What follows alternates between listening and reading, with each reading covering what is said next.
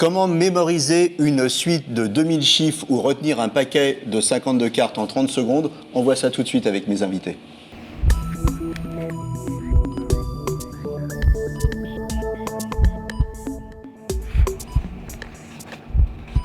Alors avec moi sur le plateau, le professeur Francis Eustache, vous êtes neuropsychologue, vous êtes directeur d'études à l'école pratique des hautes études et vous êtes co-auteur d'une collection qui est La mémoire au futur. En fait là j'ai 2 ouvrages mais il y en a 5, puis il y en a un qui sort chaque année. Et puis avec moi Pierre Verbineau, alors vous êtes champion de mémoire, vous participez à des compétitions, vous vous entraînez régulièrement. On peut dire que vous êtes un véritable athlète de la mémoire. Alors, à quoi ça vous sert dans la vie de tous les jours? Ça m'aide, tout cet entraînement m'aide pour retenir des chiffres quand j'ai besoin de les retenir, des dates, des numéros de téléphone, par exemple. Qu'est-ce que vous faites comme métier? Je travaille dans la propriété intellectuelle, dans les brevets. Ah oui? Et ça vous aide, ça, dans... Non? Oui, parce qu'il y a une composante juridique, donc donc il y a des chiffres. Donc ça vous aide. Et alors, à la base, vous aviez plutôt une mémoire supérieure à la moyenne. Ça a été quoi le déclic pour se dire allez, tiens, je vais faire des championnats de mémoire? C'est pas banal, ça. Non, j'ai pas du tout une mémoire supérieure à la moyenne. J'ai entendu parler des championnats de mémoire quand je vivais à Londres. Et voilà, ça je dirais, un peu piqué ma curiosité. Et puis je me suis dit que ce serait de toute façon un bon entraînement pour le cerveau et pour le maintenir en forme.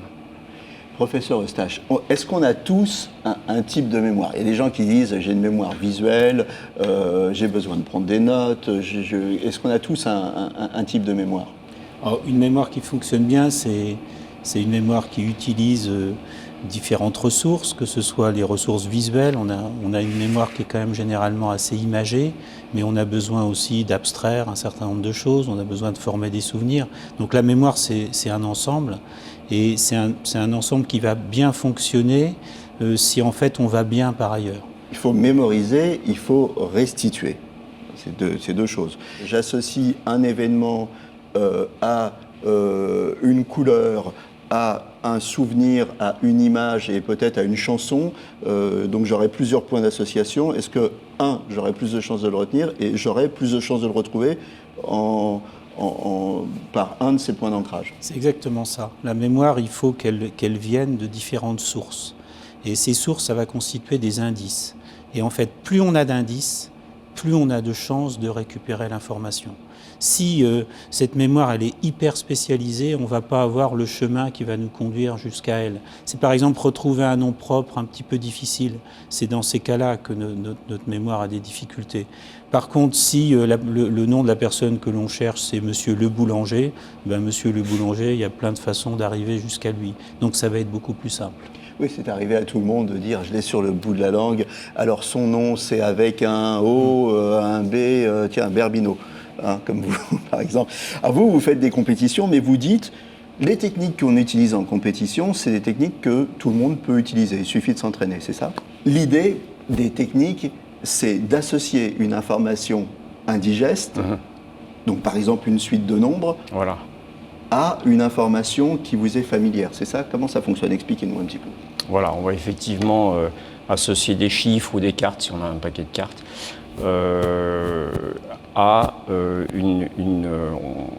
on va l'associer en fait à une image essentiellement parce que comme disait le professeur Eustache, nous sommes quand même des êtres essentiellement visuels. Bon. Et donc voilà, on va l'associer à une image en fait qui va être plus digeste pour le cerveau et dont le cerveau va se souvenir plus facilement. Et par exemple, vous me disiez des chiffres, le 0 ça va être un O, et O ça peut être Oscar ou Olivier qu'on connaît, et puis Olivier on va peut-être le mettre sur un chemin, et puis après Olivier il y aura Pierre, il y aura machin. Donc le chemin vous le connaissez, et vous allez associer ces informations indigestes à des images qui ont un ordre sur votre chemin que vous connaissez. C'est ça, le principe? Voilà, donc effectivement, il y a un deuxième principe. Pour le premier, c'est l'association. Le deuxième, c'est qu'on a une suite d'informations à retenir. Il faut les mettre dans un certain ordre pour pouvoir les restituer ensuite. Et donc, une façon qui est utilisée par tous les champions, tous les compétiteurs au championnat, c'est effectivement de placer ces différentes images sur un chemin. La différence entre vous et un acteur qui va apprendre Cyrano de Bergerac, hein, et vous, c'est quoi en fait? Vous allez utiliser les mêmes techniques ou pas du tout? Il y a une différence à mon sens parce que quand on apprend un texte, il y a un sens, le texte a un sens. Donc je pense que moi, le professeur Eustache pourra en parler mieux que moi. On fait appel à des parties différentes de la mémoire. Pour les championnats, c'est différent. Les informations qu'on a à retenir n'ont pas de sens. Oui, c'est des séries de chiffres ou des séries de cartes. Et donc, on applique exactement les techniques dont je viens de parler. C'est impressionnant. Ouais. Alors, vous allez nous faire une démonstration tout à l'heure. On va vous donner une série de 30 chiffres. Mais alors, moi, il y a un truc qui m'a bluffé. C'est le record du monde, c'est 52 cartes mémorisées en 30 secondes. C'est-à-dire ça prend plus de temps de dire les cartes quand on restitue après que de les mémoriser. C'est dingue, ça. Oui, c'est exact, oui. Alors, c'est pas moi qui détiens le record, malheureusement, mais bientôt. Il y a un certain nombre de personnes qui, mais en nombre quand même limité dans le monde, qui sont capables de faire ça. Mais même déjà en moins d'une minute, c'est quand même très, très difficile. Mais effectivement, je pense ce qui est intéressant, la leçon à retenir de ça, c'est que le cerveau a des capacités insoupçonnées. Voilà. Il y a un record que je trouve extrêmement impressionnant, c'est on vous dit un chiffre, c'est une des épreuves du championnat, on vous dit un chiffre au rythme de 1 par seconde. Eh bien, le record du monde, c'est 400 chiffres. Ah oui, c'est quand même extraordinaire. Là, ça demande une concentration, oui, parce que la concentration va avec la mémoire, une concentration exceptionnelle. Vous m'avez dit en préparant l'émission, la mémoire, c'est aussi, c'est pas que le passé, il faut avoir une vision dynamique de la mémoire, il y a un lien passé, présent, futur. Oui, la mémoire en quelque sorte c'est un jeu avec le temps.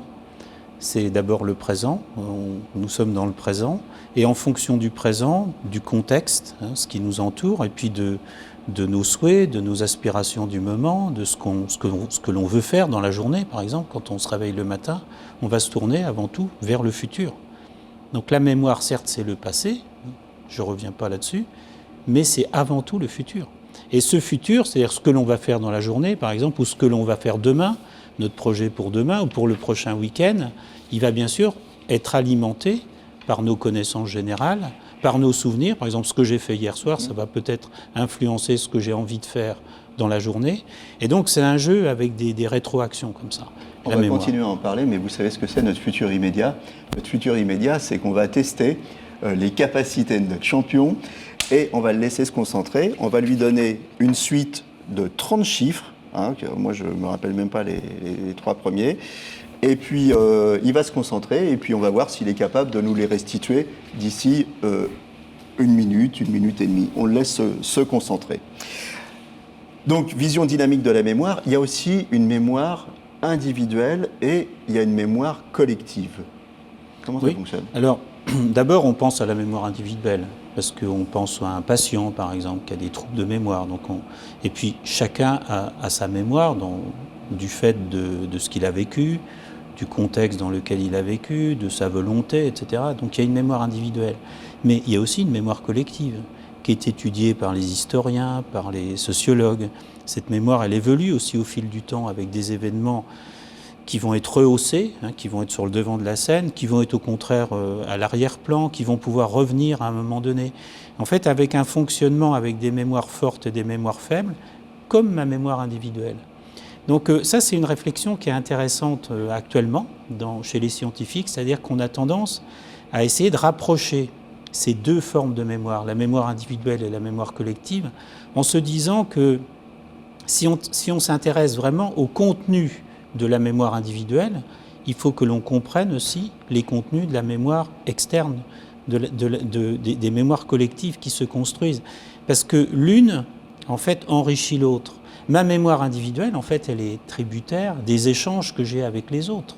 J'apprends très peu de choses, en fait, tout seul. J'apprends beaucoup de choses en interaction avec les autres. Et la mémoire collective, dans des sociétés comme les nôtres, qui sont des sociétés de communication, où la communication est de plus en plus importante, la mémoire collective, elle prend de plus en plus de place par rapport à la mémoire individuelle. Elle l'influence d'une certaine manière de plus en plus, c'est ce que vous nous dites. Alors exactement. C'est-à-dire que le lien mémoire individuelle, mémoire collective, il a toujours existé. Le lien mémoire individuelle interne en quelque sorte et mémoire externe, il a toujours existé. C'est-à-dire que je vais consulter un spécialiste dans un domaine, mais aujourd'hui, les mémoires externes sont de plus en plus puissantes. Et on le voit dans les médias, on les voit dans les chaînes en continu, on les voit dans les réseaux sociaux, et c'est potentiellement un point sur lequel il faut réfléchir. Alors je vais vous interrompre parce que notre champion vient de me redonner la feuille. Alors Pierre, on vous écoute. 1, 5, 7, 9, 4, 6, 3, 9, 4, 5, 7, 2, 1, 3, 6, 7, 9, 0,